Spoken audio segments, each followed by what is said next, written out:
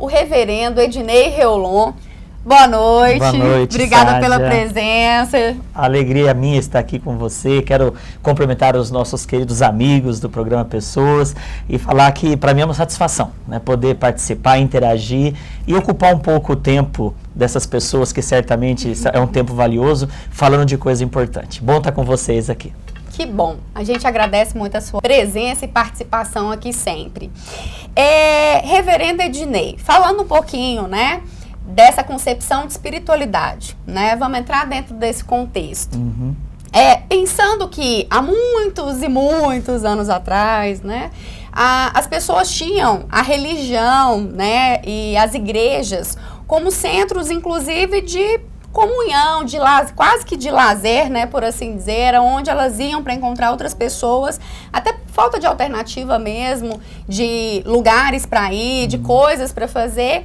E hoje a nossa realidade é totalmente inversa a essa questão, né? Hoje as pessoas têm muito o que fazer e muito pouco vão buscar essa questão da espiritualidade, da presença de Deus e das próprias igrejas. O que o senhor nos diz e nos traz a respeito dessa questão? É interessante, Sádia, essa constatação do mundo que a gente vive hoje, comparando com os nossos avós, os nossos antepassados, né? No passado, as pessoas viviam em função das igrejas. Né? É interessante a gente observar que as cidades eram construídas ao redor das igrejas. Olha né? só. A igreja, geralmente a matriz, sempre no centro da cidade. A torre, ela destacava de todas as outras construções. Quando você observa as igrejas, todas com degraus, para que as pessoas, chegando até a igreja, elas tinham a sensação de estar se elevando. Né? Então, o sino da cidade conclamava a todos para aquele momento, né, tão importante na vida. Então, era mais do que um evento espiritual, era um evento social. As pessoas iam para a igreja, no final das missas, dos cultos, elas faziam o footing, né, que os nossos avós fizeram na praça, né? Então, mais do que, ou tão importante quanto a espiritualidade de ir à igreja, era o evento social, né? Quantos acabavam encontrando o amor da sua vida, acabavam encontrando parceiros nas mais diversas áreas, nesse convívio religioso, né? Hoje o mundo mudou, né? Hoje, haja vista o fato que nós estamos interagindo com os nossos amigos, não mais de uma forma pessoal, de uma forma real, mas através dos meios de comunicação. Né? Então, hoje o mundo é outro. Hoje as pessoas, elas estão linkadas pelas redes sociais, elas estão linkadas por outros meios que não mais esse contato físico. Né? E, de fato, isso faz com que as pessoas vivam cada vez mais nessa correria, nessa agitação e não tem mais tempo. Né? Esses dias eu fui fazer um piquenique com o pessoal da igreja, com as famílias, no Parque Flamboyant, aqui na cidade de Goiânia. E a maioria das crianças e das pessoas nunca tinham essa experiência, não tinham experimentado ainda passar uma tarde juntas com uma toalhinha xadrez e dividindo o lanche com as formigas, né? O footing, aliás, seria isso? Esse momento de comunhão, não? Na verdade, a minha avó contava a história do footing, né? Que era quando os rapazes e as moças ficavam andando na praça central da cidade, geralmente em torno da matriz, da igreja principal. E aí os rapazes andavam numa direção da praça, as moças ficavam sentadas ou andavam no sentido inverso, e era onde havia aquela aproximação, aquela troca de olhares, e daí então vinham os relacionamentos e os casamentos, né? Então era essa ideia da interação, né? Que onde acontecia nesse convívio da igreja, né? Hoje nós não fazemos mais isso. Hoje as pessoas têm os contatos via rede social, elas têm os contatos via os meios de comunicação, celulares e tantas outras formas de contato, que o contato físico acabou ficando muitas vezes em segundo plano. Quando a gente tem uma oportunidade de sair com os filhos para um convívio, isso acaba sendo algo diferente e inovador, né? Eu, dentro da minha casa, e tendo duas filhas jovens, eu e minha esposa, às vezes nós conversamos dentro de casa via computador, Porque às vezes, Olha só. às vezes nós estamos cada um num cômodo, no escritório, outro na sala, e às vezes a gente acaba interagindo, né? E isso não é uma particularidade minha, peculiaridade minha, é o mundo que nós vemos hoje, né? Dentro dos lares, dentro das empresas, né? Nos mais diversos locais onde a gente está e se relaciona, de fato, Sim. isso acontece. E o que acontece, Sádia? Por causa disso, as coisas de Deus, a espiritualidade, que é o tema do nosso bloco aqui no seu programa, é interessante observar que por causa disso, a espiritualidade para muitos acabou ficando em segundo plano, né? Se antes ir à igreja tinha outras conotações, hoje tantas coisas acontecendo, ir à igreja acaba ficando para depois, e com isso a espiritualidade, quantos que hoje têm tempo para ler um texto sagrado, ler a Bíblia diariamente? A maioria não tem tempo para isso. A maioria lembra-se de Deus na hora do sufoco.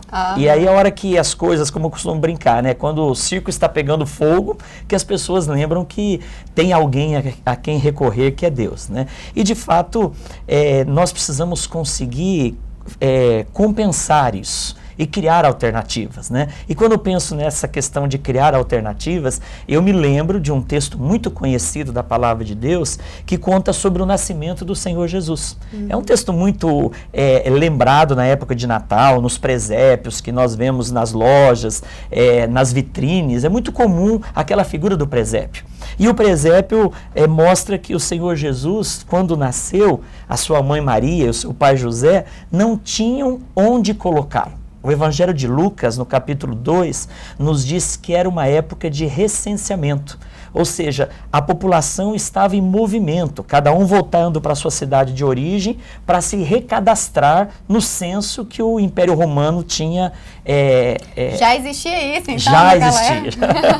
O imperador ele ordenou que todos se recenseassem. E naquela época não era o recenseador que passava nas casas, mas cada família ia para a cidade de origem onde se recadastrava. José e Maria estavam indo para a terra deles. Eles eram da região de Belém e eles estavam indo, e quando Maria entrou em trabalho de parto. E José, como um bom pai, ele começou a ir em todos os hotéis da época, todas as hospedarias da época, para encontrar um lugar onde a sua esposa pudesse entrar em trabalho de parto e dar à luz ao seu filho.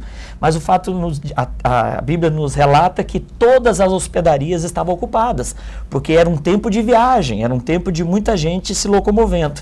E aí a história nos conta que o único lugar que sobrou para Jesus foi um estábulo.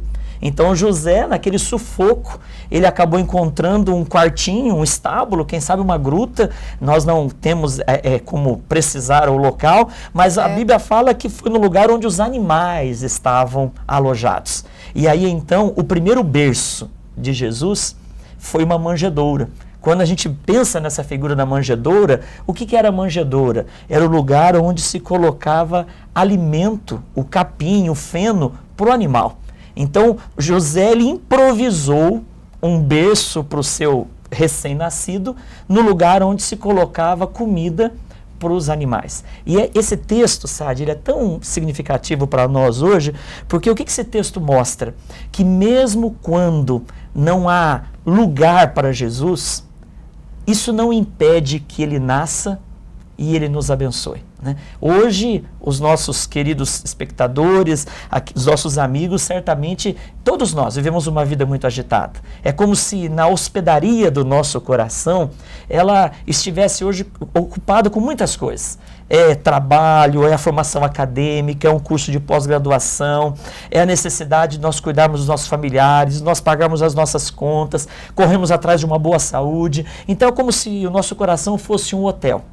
E esse hotel estivesse com todas as suas acomodações ocupadas por tantas demandas da vida.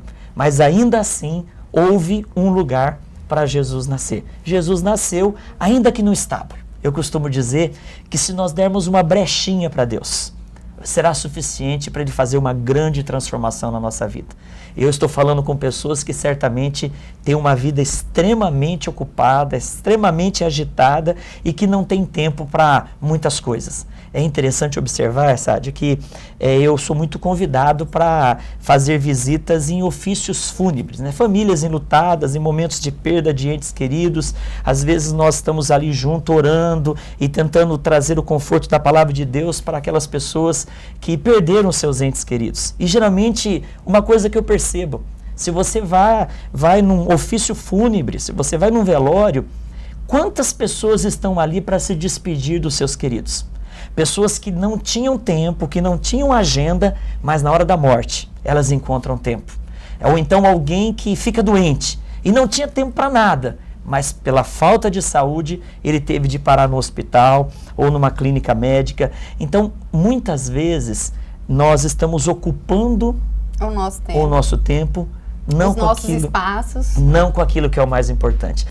É um assunto super interessante esse que nós estamos falando, né? Mas agora nós vamos dar um timezinho, vamos para os intervalos. Eu aguardo você. Não saia daí. Você pode ver seu tempo de faculdade passar voando ou aproveitar para dar os primeiros passos. Você pode achar que são mínimas as chances de conseguir um emprego. Ou pode se superar e ser o candidato número 1. Você pode ser metade teoria, metade prática. Ou pode ser completo. Você pode ser mais um ou pode fazer a diferença no mercado. Estude na faculdade que faz a diferença na sua carreira profissional. Alfa, a melhor escola de negócios do Centro-Oeste.